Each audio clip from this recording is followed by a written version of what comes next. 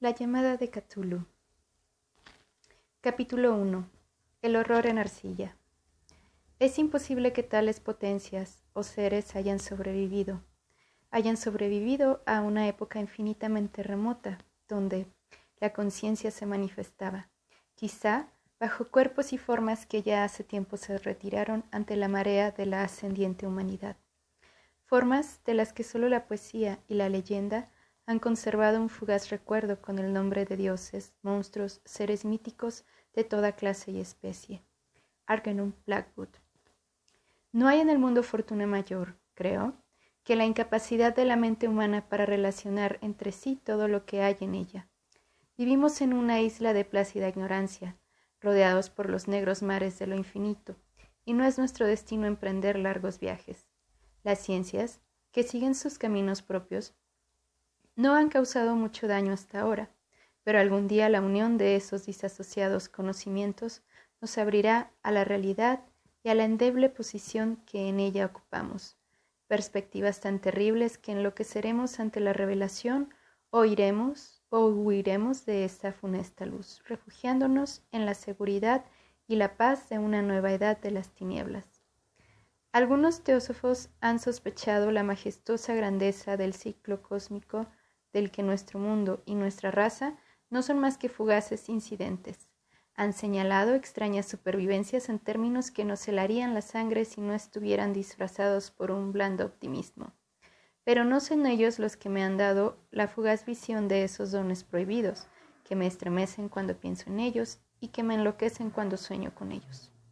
Esa visión, como toda temible visión de la verdad, surgió de una unión casual de elementos diversos, en este caso, el artículo de un viejo periódico y las notas de un profesor ya fallecido.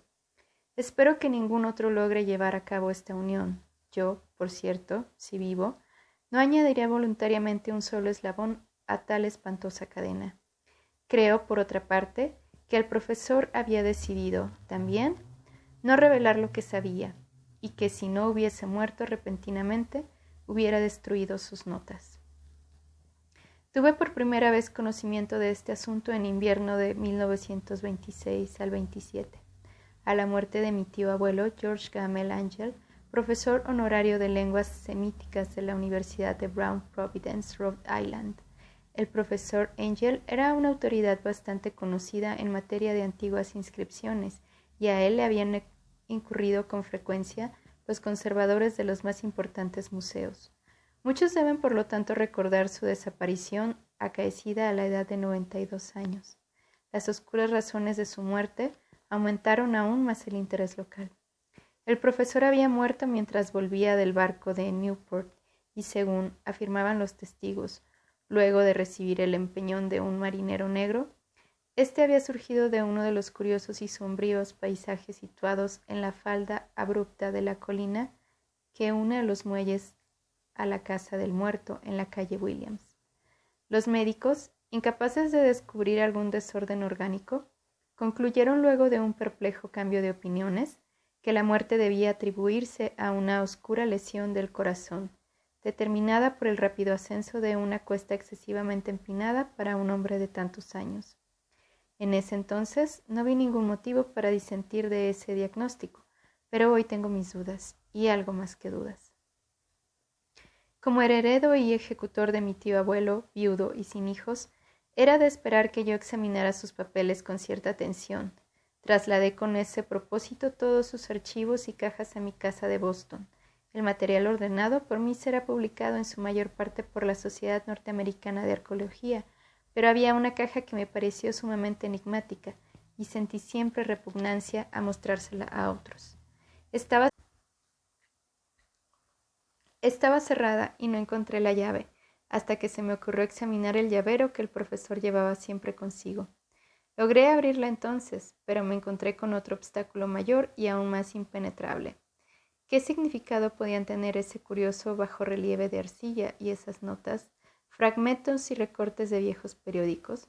Se había convertido mi tío en sus últimos años en un devoto de las más superficiales imposturas.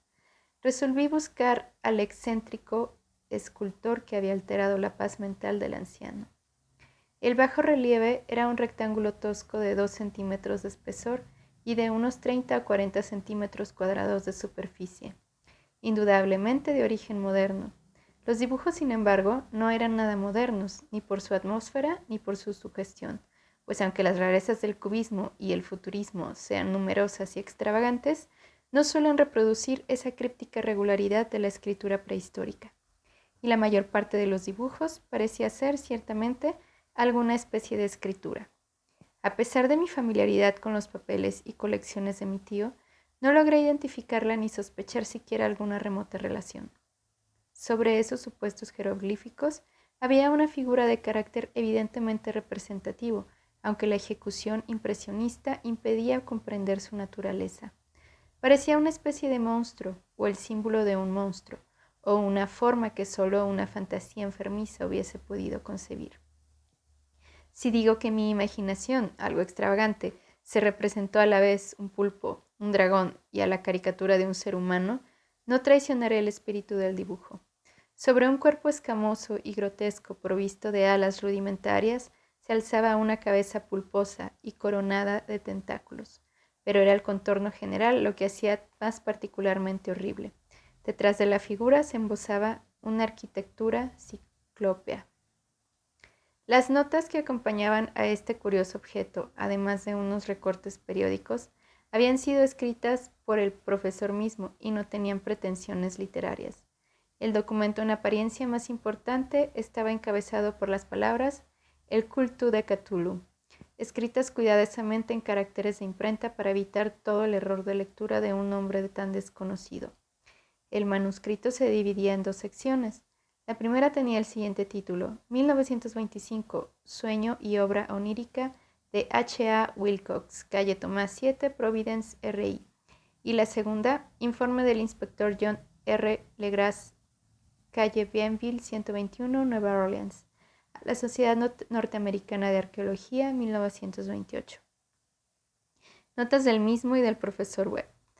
Las otras notas manuscritas eran todas muy breves, relatos de sueños curiosos de diferentes personas o citas de libros y revistas teosóficos, principalmente la Atlántida y la Lemuria perdida de W. Scott Elliot, y el resto comentarios acerca de la supervivencia de las sociedades y cultos secretos con referencia a pasajes de tratados mitológicos y antropológicos como la de la rama dorada de Fraser y el culto de las brujas en Europa occidental de la señorita Murray. Los recortes de periódicos aludían principalmente a casos de alienación mental y crisis de demencia colectiva en la primavera de 1925. La primera parte del manuscrito principal relataba una historia muy curiosa. Parece que el 1 de marzo de 1925, un hombre delgado, moreno, de aspecto neurótico y presa de una gran excitación, había visitado al profesor Angel con singular bajorrelieve de arcilla. Entonces, todavía fresco y húmedo, en su tarjeta se leía el nombre de Henry Anthony Wilcox, y mi tío había reconocido en él al hijo menor de una excelente familia con la que estaba ligeramente relacionado. Wilcox, que desde hacía un tiempo estudiaba dibujo en la Ciudad de Bellas Artes de Rhode Island y que vivía en el Hotel Fleur de Lis, muy cerca de esta institución, era un joven precoz y genio indudable, pero muy excéntrico. Desde su infancia había llamado la atención por las historias y sueños extraños que se complacía en relatar. Se denominaba a sí mismo físicamente hipersensitivo, pero la gente seria de la vieja ciudad comercial lo consideraba simplemente raro. No había frecuentado nunca a los de su propia clase y poco a poco había ido retirándose de toda actividad social. Actualmente solo era conocido por algunos estetas de otras ciudades. La Asociación Artística de Providence, deseosa de preservar su conservadurismo, lo había desahuciado. En aquella visita, decía el manuscrito, el escultor había pedido bruscamente la ayuda de los conocimientos arqueológicos de su huésped para identificar los jeroglíficos. El joven hablaba de un modo pomposo y descuidado que impedía simpatizar con él. Mi tío le respondió con sequedad, pues la evidente edad de la tableta excluía toda posible relación con las ciencias arqueológicas.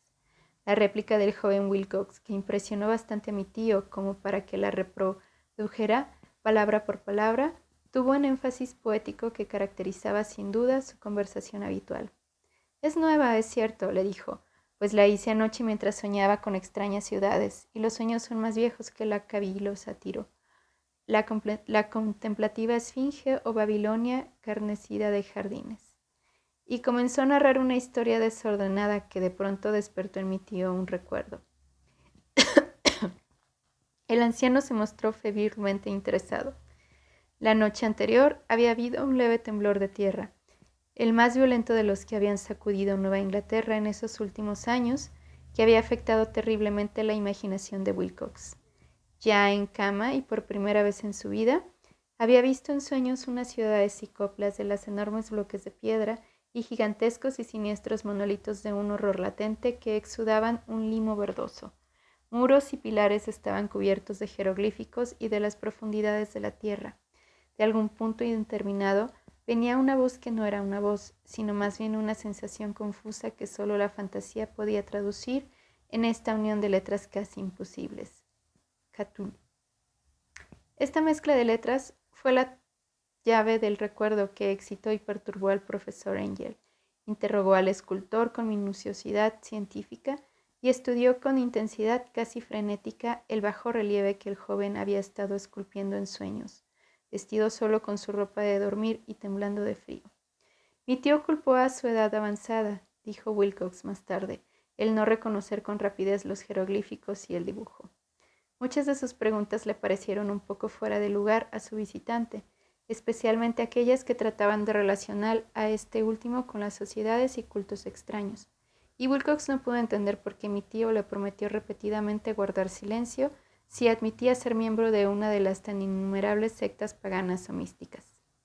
Cuando el profesor quedó al fin convencido de que Wilcox ignoraba de verdad toda doctrina o cultos secretos, le suplicó que no dejara de informarle acerca de sus sueños.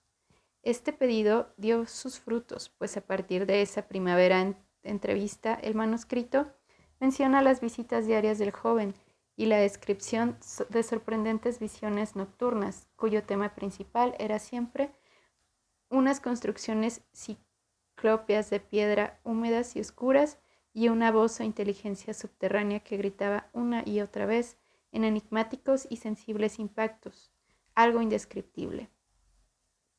Los dos sonidos que se repetían con más frecuencia eran los representantes por las palabras Cthulhu y Laye.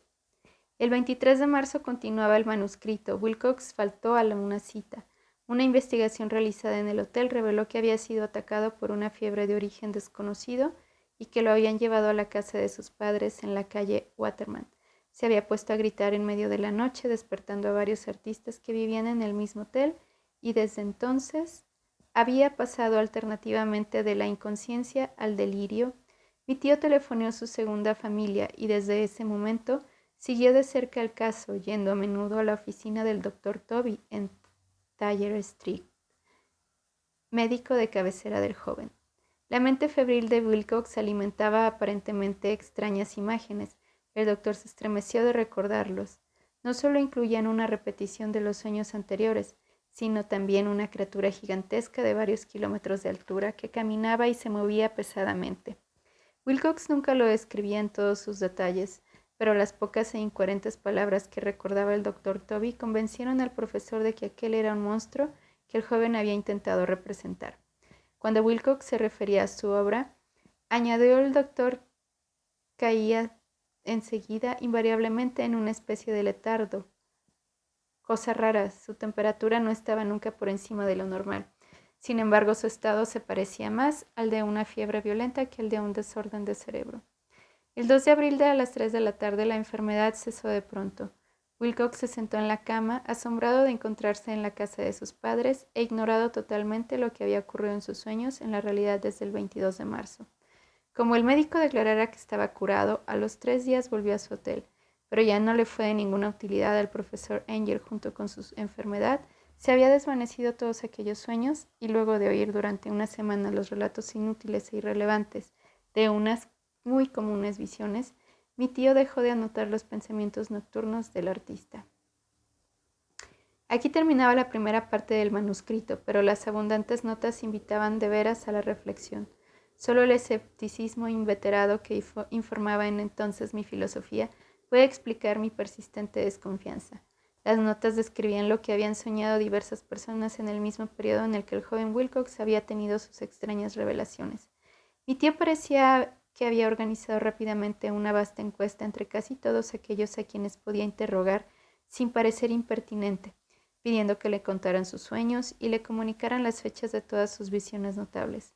Las reacciones habían sido variadas, pero el profesor recibió más respuestas que las que hubiese obtenido cualquier otro hombre sin la ayuda de un secretario. Aunque no conservó la correspondencia original, las notas formaban un completo y muy significativo resumen. La aristocracia y los hombres de negocios, la tradicional sal de tierra de Nueva Inglaterra, dieron un resultado casi completamente negativo, aunque hubo algunos pocos casos de informes de impresiones nocturnas, siempre entre el 13 de marzo y 2 de abril, periodo del delirio del joven escultor.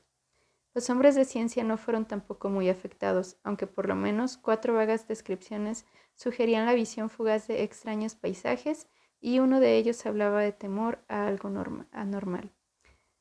Las respuestas más pertinentes procedían de artistas y poetas que, si hubieran podido comparar sus notas, hubieran sido presas del pánico. Ante la falta de las cartas originales, llegué a sospechar que el compilador había estado haciendo preguntas insidiosas o había deformado el texto de la correspondencia para corroborar lo que había resuelto ver. Por eso persistía en la creencia de que Wilcox, conociendo de algún modo los viejos documentos reunidos por mi tío, había estado engañándolo. Estas respuestas de los artistas narraban una perturbadora historia entre el 28 de febrero y 2 de abril. Gran parte de ellos habían tenido sueños muy curiosos, alcanzando su máxima intensidad en el tiempo del delirio del escultor. Una cuarta parte hablaba de escenas y sonidos semejantes a los descritos por Wilcox y algunos confesaban su terror ante una criatura gigantesca y sin nombre. Un caso que las notas describían con énfasis era particularmente triste. El sujeto, un arquitecto muy conocido, algo inclinado al ocultismo y a la teosofía, se volvió completamente loco la noche que llevaron al joven Wilcox a la casa de sus padres y murió meses después gritando que lo salvaran de algún escapado habitante del infierno. Si mi tío hubiese conservado los nombres de esos casos en vez de reducirlos a números, yo hubiera podido hacer alguna investigación personal, pero como estaban las cosas, solo pude encontrar unos pocos. Todos, sin embargo, confirmaron las notas. Me pregunté a menudo si aquellos a quienes había interrogado el profesor Angel se habían sentido tan intrigados como este grupo. Nunca les di explicaciones. Es mejor así. Los recortes de prensa, como ya he dicho, trataban de casos de pánico, manía y excentricidad, siempre en el mismo periodo. El profesor Angel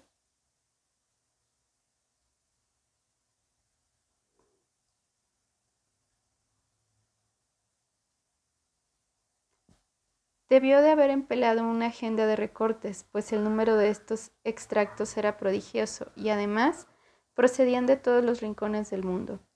Uno escribía un suicidio nocturno en Londres. Un hombre había saltado por una ventana luego de lanzar un grito horrible.